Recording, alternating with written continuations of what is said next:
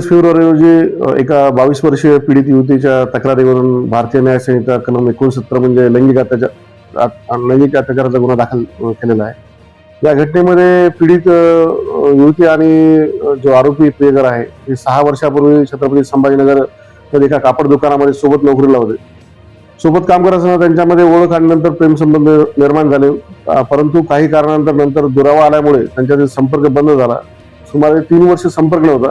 परंतु 3 वर्षानंतर 1 महिन्यापूर्वी या आरोपीने परत पीडितेसोबत संपर्क साधला आणि त्याच्याकडे पीडितेचे काही जुने फोटो आणि व्हिडिओ आहेत अशी भीती दाखवून भेटण्यासाठी भाग पाडले.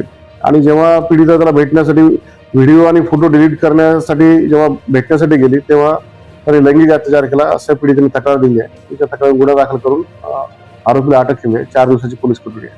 आणि लॉजिंगवर प्रकार गेला आहे.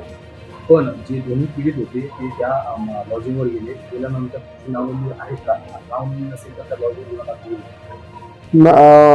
ज्या संबंधित लॉजच्या रेकॉर्डवर त्यांची नावं नोंदलेली आहेत त्याचे रजिस्टर आम्ही ताब्यात तपास करून जप्त केलेले आहे आणि त्यांची नावं त्या रेकॉर्डवर आहेत. 4 दिवसाची पोलीस कोठडी.